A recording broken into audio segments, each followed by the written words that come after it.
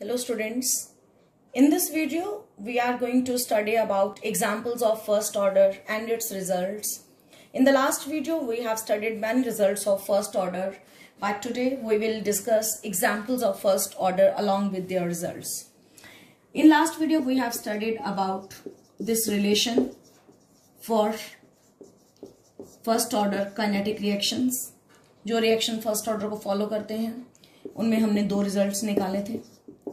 One was integrated rate equation k equal to 2.303 upon t log a naught upon a and another is relation between t half and k. t half life period and k is rate constant.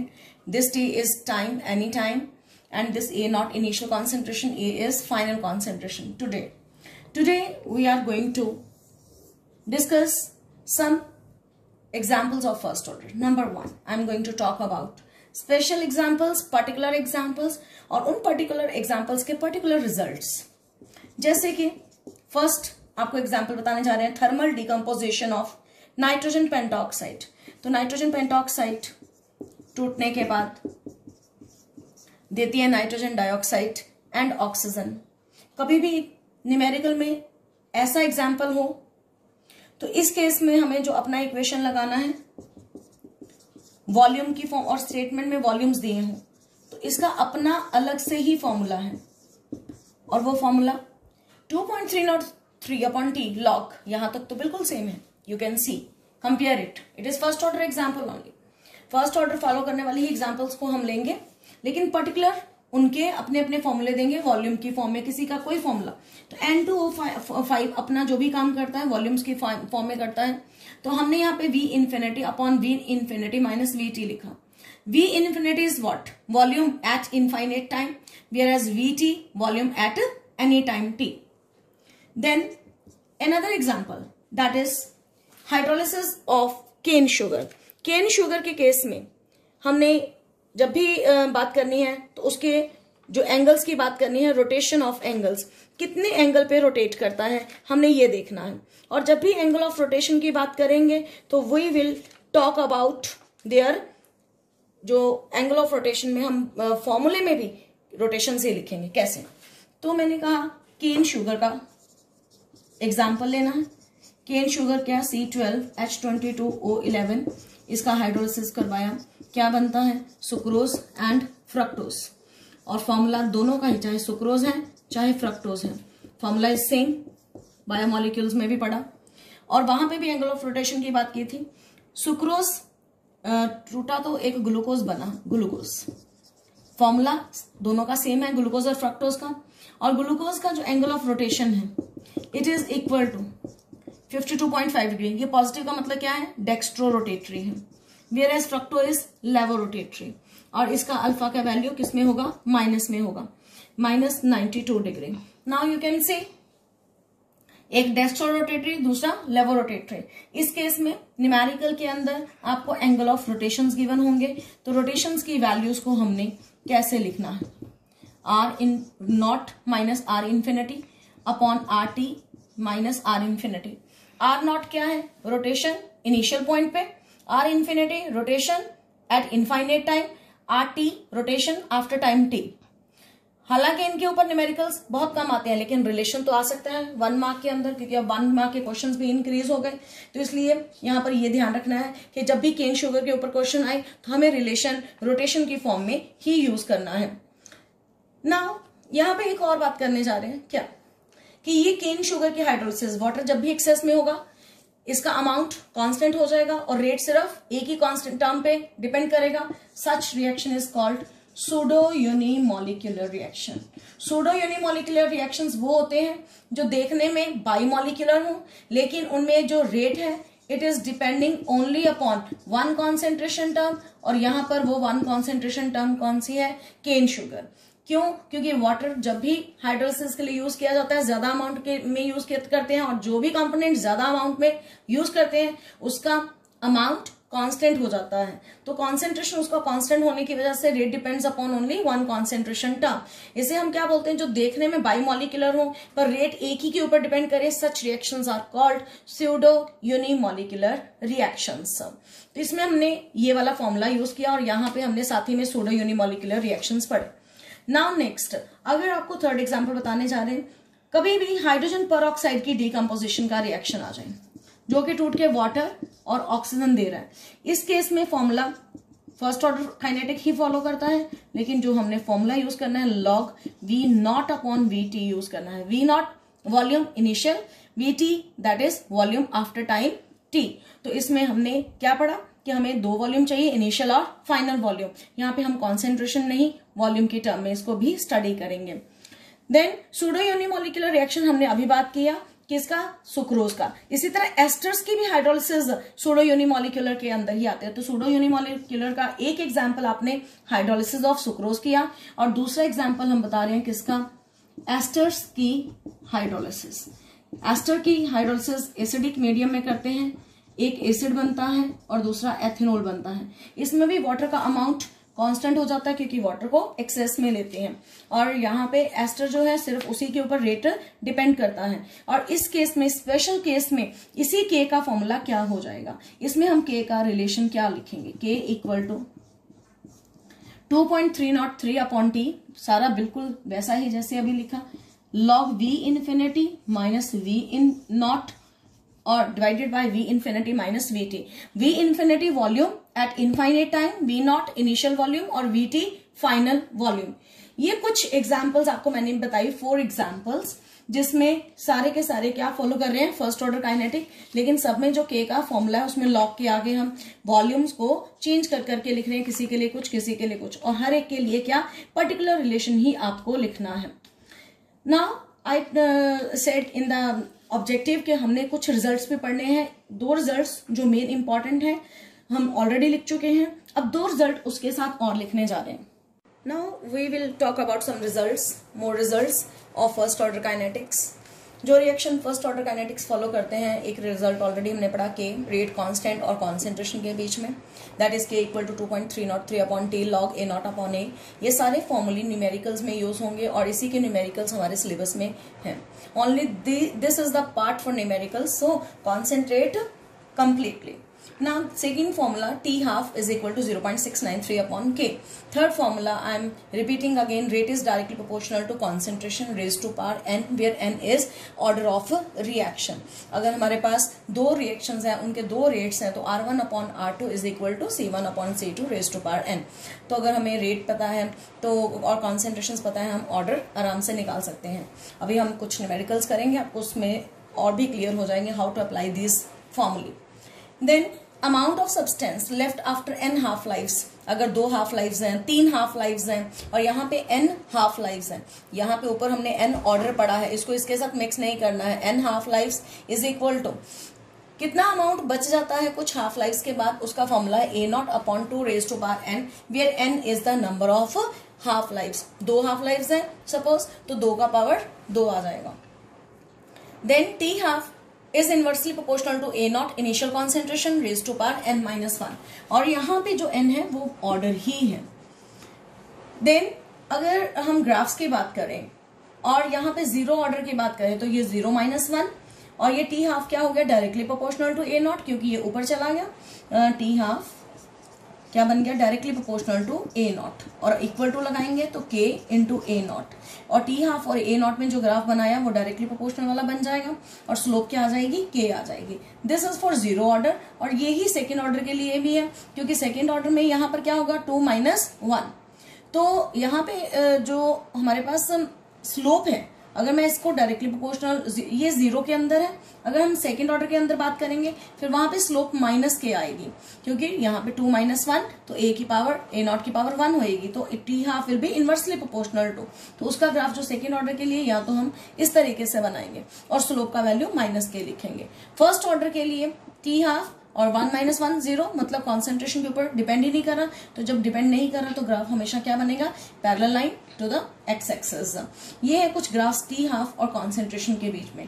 ना कुछ graph I am going to discuss about rate versus concentration.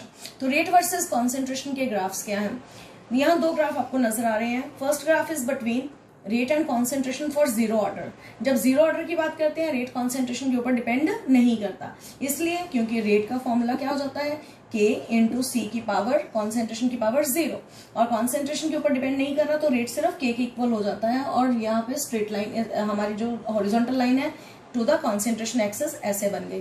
First order या second order या कोई भी order हो, वहां rate किसके equal होता है, K इंटू सी की पावर, चाहे सी की पावर 1 है चाहे 2 है, वो डायरेक्टली प्रोपोर्शनल है। तो ग्राफ क्या बनेगा, that is straight line from the zero portion, यानी कि ओरिजिन से वो लाइन बनेगी, rate is directly proportional to K। Now we will solve some numerical related to that. तो न्यूमेरिकल का स्टेटमेंट ये है कि हमारे पास एक सब्सटेंस है, इनिशियल कॉन्सेंट्रेशन उसका हमने सपोज कर लिया A है, और तब हाफ लाइफ पीरियड 50 मिनट्स है, ये गिवन है।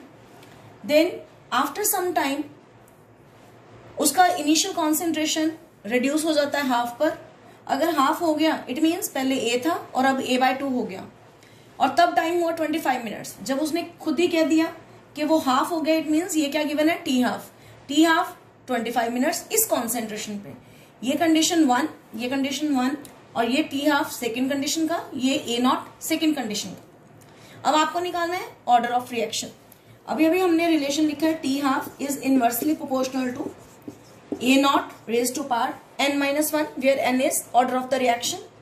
अब इसको, क्योंकि हमारे पास दो केसेस आ गए, दो कंडीशंस आ गई, तो हमने इस फॉर्मूले को कैसे अप्लाई करना है, T half 1 divided by T half 2 equal to, क्योंकि T हाफ इनवर्सली प्रोपोर्शनल है, A0 1 के लिए नीचे आएगा और A0 2 के लिए ऊपर, और इन दोनों का पावर कॉमन हम पावर लिख देंगे n-1। देन वैल्यू पुट करेंगे इधर ही। T हाफ 1 का वैल्यू कितना है, 50 डिवाइडेड बाय T हाफ 2 का वैल्यू 25। यहाँ पे A0 2 का वैल्यू A/2, और नीचे A1 का वैल्यू A, और इसकी पावर n-1। ये A और ये A कट गया, और ये रह गया 1/2 n-1। ये 1/2 n-1, ये काटा 2 आ गया, तो 2 इक्वल टू 1/2 n-1। अब इसको सॉल्व करने के लिए हमें बेसिस, हमने मैथ्स में पढ़ा है कि बेसिस सेम हो, पर इधर तो एक तरफ 2 है एक तरफ 1/2, इस 1/2 को 2 बना सकते हैं। कैसे, अगर पावर्स जो n-1 है उसको क्या लिखते हैं, रिवर्स करके 1 - n। तो ये अब बेस दोनों तरफ सेम हो गए।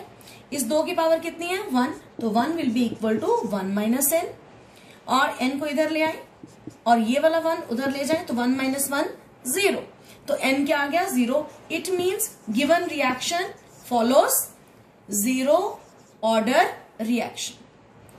ये ऑर्डर डिपिक्ट करता है, तो यानी कि जो गिवन रिएक्शन है वो क्या फॉलो कर रहा है, zero order reaction. Now another numerical. इस न्यूमेरिकल की स्टेटमेंट में थर्मल डिकम्पोजिशन ऑफ N2O5 की गई है बात, और इसके लिए हाफ लाइफ पीरियड गिवन है 4.6 सेकेंड, और ये कहा गया है कि K कैलकुलेट करो, K यानी कि रेट कांस्टेंट कैलकुलेट कीजिए। तो सिंबल्स हमने सबके लिए लिख लिए हैं, T हाफ वैल्यू गिवन है और K हमें कैलकुलेट करना है। जब भी T हाफ गिवन हो, उससे K कहा भी हो चाहे नहीं, इस न्यूमेरिकल में तो कहा है, तो हमने K निकाल लेना डायरेक्टली, क्या फॉर्मूला लगा के 0.693 अपॉन T हाफ अपॉन 4.6। तो इसको हमने कैलकुलेट करके जो भी इसका आंसर बनता है वो निकाल के उसके यूनिट्स क्या आएंगे, अगर T हाफ सेकेंड्स में है तो K पर सेकेंड्स में हो गया, तो इस तरह से हम K निकाल लेंगे। Now we are going towards next numerical. In that numerical statement is written, और बहुत ही अच्छे से न्यूमेरिकल को आपको समझना है। अ फर्स्ट ऑर्डर रिएक्शन, आपको पहली चीज क्या गिवन है, फर्स्ट ऑर्डर रिएक्शन 40% कंप्लीट हुआ जाने के। फर्स्ट 40% कंप्लीट का मतलब क्या है, अगर इनिशियल अमाउंट 100 ली तो कंज्यूम्ड अमाउंट कितनी हो गई, खर्च कितनी हो गई, 40% कंप्लीट हो गया रिएक्शन, तो x 40, a माइनस एक्स कितना हो गया, 100 - 40 इक्वल टू 60। पहले तो इस डेटा से हम ये निकाल सकते हैं इस 40% का मतलब क्या क्या है, हमने वो लिख लिया। और ये सारा काम करने के लिए कितना टाइम लगा, यानी कि टी गिवन है 50 मिनट्स। और कैलकुलेट रेट कांस्टेंट, यानी कि आपको क्या निकालना है, के। ये सारा केस 1 हो गया। Then in what time will the reaction be, यहां तक एक केस है। In other case in what time will reaction be 80% complete, वही रिएक्शन कहता है 80% कितने टाइम में कंप्लीट होगा। तो दूसरी बार आपको टाइम निकालना है। फर्स्ट केस में टाइम गिवन है और दूसरे केस में, केस 2 में टाइम ही फाइंड आउट करना है। और वहां पे 80% कंप्लीट के लिए तो a 100 x 80 और a माइनस एक्स 100 माइनस 80 यानी के 20। तो पहले फर्स्ट केस से, क्योंकि वो रिएक्शन तो सेम ही चल रहा है ना, बस उसने पूछा कि 80% के लिए कितना होगा टाइम। तो पहले फर्स्ट केस से हम के निकालेंगे। किस तरह से, यहाँ कोई टी हाफ नहीं गिवन है तो हमारा रिलेशन नहीं लगेगा 0.693 अपॉन के वाला। हमारा रिलेशन यहाँ पर क्या लगेगा, जो पिछले न्यूमेरिकल में लगाया था वो तभी लगेगा जब टाइम टी हाफ दिया होगा। यहाँ सिर्फ टी दिया, ये साफ बिल्कुल आपके सामने क्लियर कट बता रहे हैं। टी 50 मिनट्स, मिनट्स को कोई सेकंड्स में कन्वर्ट नहीं करना है। देन यहाँ पे ए 100, ए माइनस एक्स कितना आया 60, 0 से 0 कट किया 2.303 अपॉन 50 लॉग 10, और ये लॉग को अगर सेपरेट करेंगे 6 माइनस में लॉग 6 चला जाएगा। लॉग 10 की वैल्यू 1 होती है और लॉग 6 की वैल्यू आप लोगों ने लॉग टेबल से देखनी है। अगर लॉग 6 की हम वैल्यू की बात करें तो यहाँ पे हमारे पास अदरवाइज बहुत मेथड है इसको निकालने के लिए। तो log 6 की वैल्यू जो है वो कैसे हम देख सकते हैं, हमें log 2 की वैल्यू पता है, log 3 की वैल्यू भी हम जानते हैं, ये 4771। log 2 बेसिकली क्या, log 6 क्या होता है, log 2 मल्टीप्लाई बाय 3, जिसे हम log 2 प्लस log 3 भी बोल सकते हैं। यहीं से आपको मैंने log का भी पूरा क्राइटेरिया समझाया कि कैसे हम इसको बिना लॉग टेबल देखे भी सॉल्व कर सकते हैं। ये दो वैल्यूज तो हमें याद रखनी है। log 6 को मैंने क्या किया, 2 पार्ट्स में डिवाइड कर दिया, फैक्टर बना दिए 2 मल्टीप्लाई बाय 3, और जब खोला लॉग को log 2 प्लस log 3, यानी कि ये दो वैल्यूज ऐड हो जाएंगी और हमारे पास दोनों को ऐड करने के बाद क्या बन गया, तो यू कैन चेक 1877, तो ये 0.7781 ना 1 में से ये सब्ट्रैक्ट करेंगे और जो भी वैल्यू आएगी यहां लिखने के बाद हमारे पास क्या आ जाएगा, ये माइनस करेंगे 1 में से सब्ट्रैक्ट करने के बाद यहां लिख के काटने के बाद जो भी आंसर आएगा उसके यूनिट्स क्या होंगे, तो के यूनिट्स पर मिनट आएंगे, क्योंकि मैंने टाइम जो है वो मिनट्स में यूज किया। ये ध्यान रखने वाली बात, जो कि यहां से निकलेगा उस के को ही हमने सेकेंड केस में यूज करना है। तो यहां से के कैलकुलेट करके केस 2 में फिर से फॉर्मूला लिखा, वहां वाला के यहां लिखेंगे और कैलकुलेट क्या करेंगे, टी लॉग 100 अपॉन 20 से ये गया 5, लॉग 5 की वैल्यू 0.6990 है, ये भी आपको आप याद रख सकते हो। और ये के कहां से लिया, जो हमने केस 1 में निकाला, तो यहां से हम टाइम कैलकुलेट कर सकते हैं और जो भी टाइम निकलेगा वो किस में आएगा, मिनट्स में। इस तरह से ऐसे न्यूमेरिकल हमको सॉल्व करने हैं। Thank you, have a good day.